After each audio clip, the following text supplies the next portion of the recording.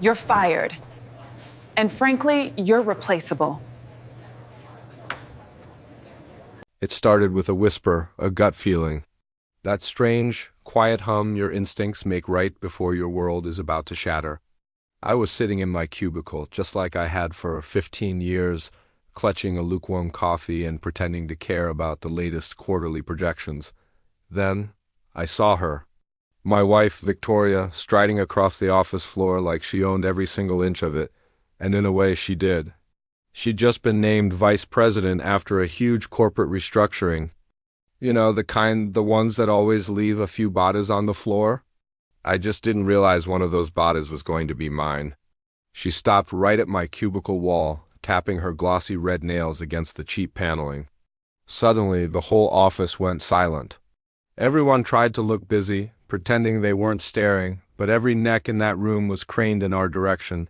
Victoria gave me a smile that wasn't a smile at all. It was more like a warning light. "We need to talk," she said. And then she delivered the final blow with that cold, weaponized charm only she possessed. "Your contribution is replaceable, sweetheart," that word. Sweetheart. It hit me harder than the firing itself. She used it on purpose, a public reminder that today she wasn't just my boss. She was the one holding the knife. 10 minutes later, I was in HR, signing my exit papers. They handed me a tote bag, a pathetic consolation prize for 15 years of my life. My security badge was already deactivated. My email account was gone. I was severed, cleanly, quietly, and efficiently. But here's what they didn't know. In their rush to cut me out, the company had just unplugged its own life support system.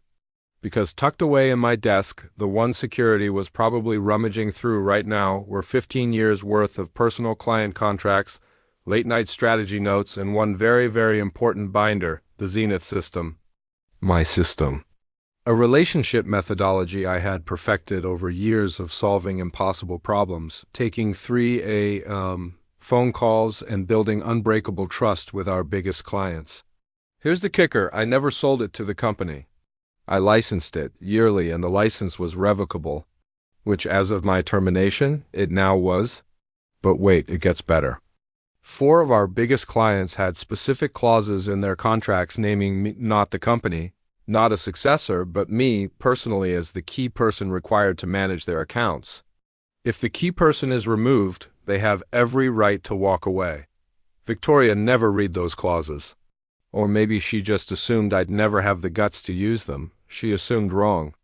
Walking out of that building, holding that stupid cardboard box, I didn't yell. I didn't make a scene. I just left quietly. Because quiet is the sound you hear right before a building collapses. 2 days later, I watched that collapse begin. My first call was from Marcus in operations, and he could barely contain his excitement. Victoria had run her first client webinar announcing a new team-based account management strategy. In other words, she tried to replace 15 years of personal relationships with a PowerPoint full of corporate buzzwords.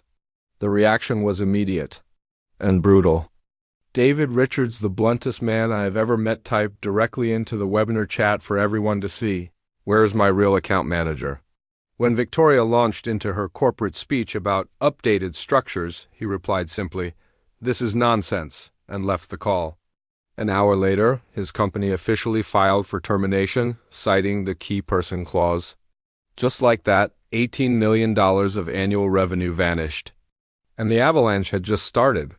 Amanda Martinez, one of the toughest and most loyal clients I'd ever worked with, didn't even bother with the webinar. Her legal team sent an immediate termination notice, citing breach of contract due to my removal. Another $18 million gone.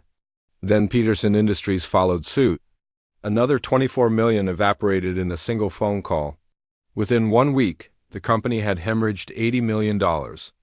Meanwhile, I was in my home office, which was really just a spare bedroom, tracking all of this on a whiteboard ID borrowed from my neighbor's kid.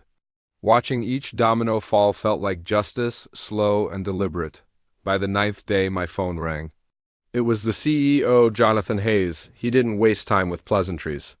He went straight to threats, claiming they could compel my return, but it was clear he hadn't read my contract either.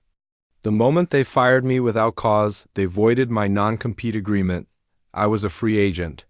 And when he tried to strong-arm me into coming back, he accidentally triggered a very expensive buyout clause ID negotiated years ago, 2.5 times the annual revenue of any accounts tied directly to me. Do the math with me, 2.5 times $80 million? That's $200 million. Jonathan went completely silent on the other end of the line. I almost felt bad for him, almost. The next day I walked into their conference room. The entire board looked like they were waiting for a firing squad. Victoria was there, trying to look composed, but she had this haunted look in her eyes. The look of someone who finally realized her shiny new promotion came with a bomb strapped to it. Then the CFO entered and confirmed their worst nightmare. Revenue lost to date, $80 million. Projected damages for the unauthorized use of my Zenith system since my firing, another $150 million. Total financial exposure, $350 million.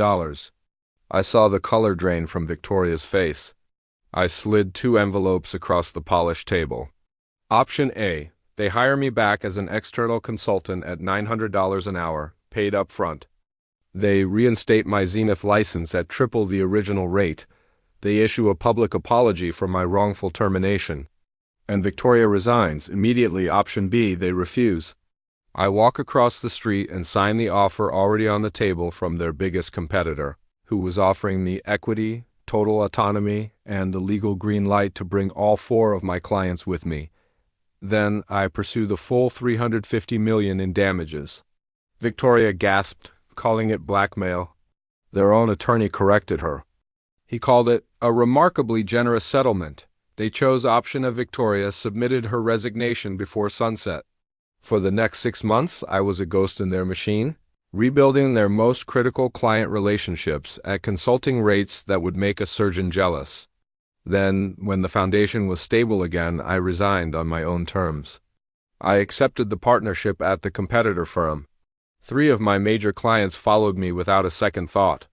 The 4th had already moved on. The old company survived, but just barely. The board fractured, the stock plummeted, and Jonathan Hayes retired with a much smaller parachute than he'd been expecting. As for Victoria, last I heard, she took a mid-level job at some minor competitor. We divorced. Cleanly, quickly, and without drama. She had no leverage left to stand on. And me? I'm thriving. I run the entire client relationship division at a firm that actually understands my worth. The Zenith system now generates license fees from multiple companies. My income has tripled, my peace has returned, and my self-respect came roaring back stronger than ever before. It's funny, really. They thought firing me was a power move, but it turned out to be the most expensive mistake they ever made. They thought I was replaceable. I proved I was the one thing they never, ever should have let go. Thanks for watching. If you enjoyed this story, don't forget to like and subscribe for more.